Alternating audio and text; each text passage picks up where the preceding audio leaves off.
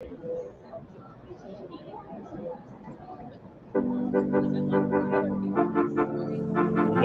to Titan HST's Business Continuity Today, hosted by Todd, where planning meets reality.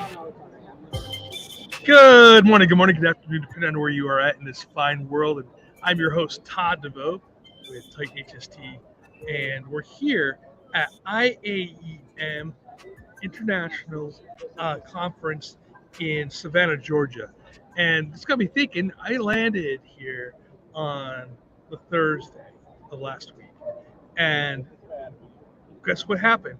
We got the tail of a hurricane into a tropical storm, and it was insane. And I'll tell you, I grew up in the Northeast, and I've been through a couple of hurricanes and typhoons when I was in the military. But what got me thinking is, you have members of your organization that are traveling around the world in some cases, and are they prepared to respond to and be part of any weather system that they're landing into? And normally I'm in like beautiful Southern California, where if it rains, it's an amazing event. And maybe we have earthquakes over there, so people and fires, right? Those are the big things that we have going on. And so our employees, they're used to having those type of things happening in their life. But as they leave that area and they move to other places for conferences, are they prepared? And so tornadoes are an issue in other parts of the country. And what I found interesting about this is as you travel and you go to like the airports, they'll show you tornado shelters, right? And normally it's the restrooms. So just to let you know, the safest place in the airport, with all the glass, everything they have going on, are the restrooms, and they're built as tornado shelters as well. And do people understand that what to look for as they travel? And what is your policy as an organization having them travel into those areas? And the time of the year, right? So obviously, hurricane season, starts around June, normally ends at the beginning of November. And so here we have this late season hurricane that came in and hit Daytona Beach, all that side of the coast of Florida, up into Georgia and South Carolina, and actually impacted weather that's happening into the Northeast as well. So, paying attention to what those storms are and how they impact. And what is your plan? Do you have a business continuity plan of what happens when your employees are stuck, right? And if we think about winter travel here in the United States, people are flying all over the country. And I've been stuck a couple of times traveling myself, like in Chicago, when a bad storm comes in and they can't fly, right? So what do you have as part of your continuity of operations planning going on for those employees that are stuck in places like Chicago? Or, do you work with your travel agent, if you have one, that's able to get them into to shelter quickly, right? Because if you've ever been stuck in a storm like this, understanding where shelters are, what I mean by that is hotels, possibly, and getting them into those hotels when holiday travel is going on is pretty hard. So do you have that as part of your travel plan? We send people all over the place to support clients, and so our people are flying. Having that plan for them to be able to get to that shelter. If not, can they move into the planes, trains, and automobiles? If you guys have ever seen that movie, is a funny movie, but it really talks about the logistics of getting from one place to another when all of that is happening. So as the storm hit on Thursday, it really got me thinking about that. And this is why I wanted to really dive deep into that conversation today. So what happens? Storm comes out, potentially damaging the hotel that you're staying in, potentially having it to the point to where you have to move the person, potentially, grounding airplanes. So those are the things that you should be thinking about when you're having a contingency plan already made and a package ready to go for those that are doing business travel for your organization.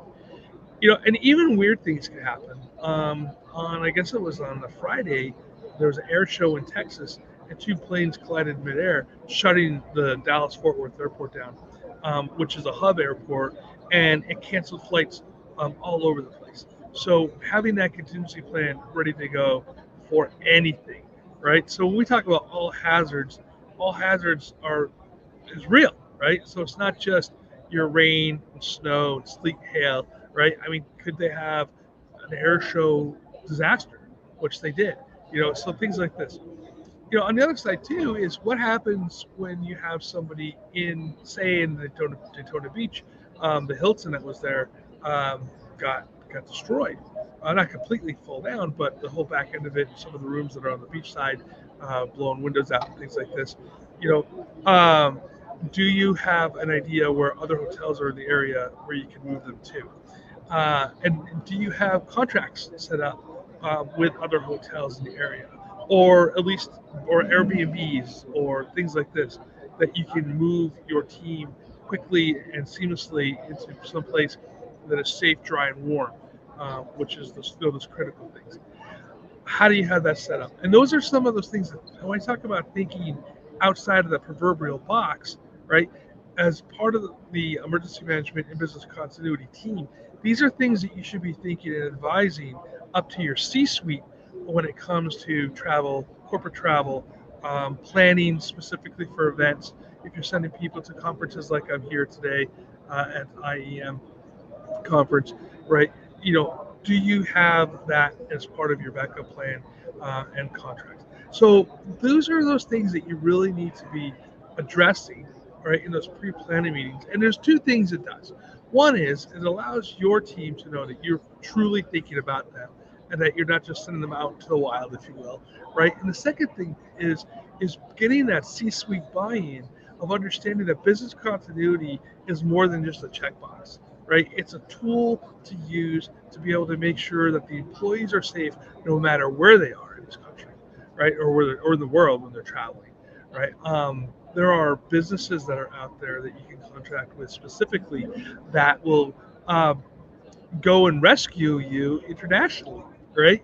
And so having your CEO, which is probably a pretty important guy in your organization or gal, right, being able to be rescued at the drop of a dime with having that contract with those organizations.